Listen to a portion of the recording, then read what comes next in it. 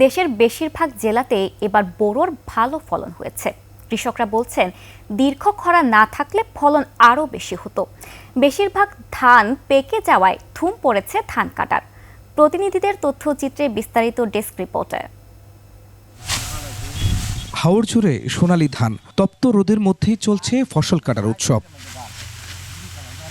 কিশোরগঞ্জের নিকলির বড় হাওরে ধান সংগ্রহ করতে ব্যস্ত কৃষক আবুল কালাম। ফলন ভালো হওয়ায় খুশি তারা। যে করান গেছে যদি বৃষ্টি হইতো তে আরো ভালো হইতো। 30 কানি ক্ষেত করছিলাম, তার মধ্যে 20 কানি ক্ষেত লওয়া হয়েছে। পুরো হাওর জুড়ে এখন একই দৃশ্য, চলছে ধান কাটা, মাড়াই আর রোদে শুকানোর কাজ।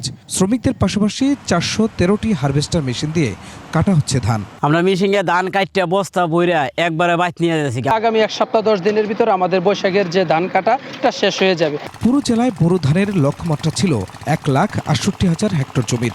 তবে শুধু হাওরেই আবাদ হয়েছে 1 লাখের বেশি হেক্টর জমির। বোরো ফসলের অবস্থা খুবই চমৎকার, কোনো রোগ বা পোকামাকড়ের আক্রমণ একদমই নেই। আবহাওয়া যদি প্রতিকূলে না যায় তাহলে কিশোরগঞ্জ জেলায় বোরোর একটা বাম্পার ফলন হবে বলে আমরা আশা করি। হাওড়ের জেলা সুনামগঞ্জের 12টি উপজেলায় চলছে ধান কাটার উৎসব। এবছর আমরা আল্লাহ খুব ভালোই দিয়েছে, যদি বাকি দিনটা এলা পালা চলে শুকুর আলহামদুলিল্লাহ।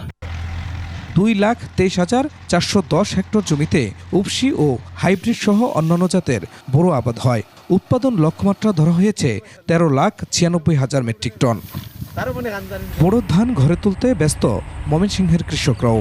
এবার ফলন বেশি হয়েছে, আমরা সাধারণ কৃষক এবার ব্যাপক লাভবানের মুখ দেখব। আল্লাহ দিলে ফসল ভালোই, আগামীতে আরো একটু বাড়তি হবে। প্রাকৃতিক দুর্যোগ না হলে সময় মতো বোরো ধান ঘরে ওঠাতে পারবেন কৃষকরা। কৃষকরা অত্যন্ত খুশি এবং আমাদের জেলা উপজেলা এবং মাঠ লেভেলে আমাদের যে কর্মকর্তা আছেন তারা সর্বক্ষণ কৃষকের পাশে আছে। ময়মনসিংহে 2,23,713 হেক্টরে বোরোর আবাদ হয়েছে। উৎপাদন লক্ষ্যমাত্রা 11,38,223 metric ton. Khurshid Alam, desk report, 21 television.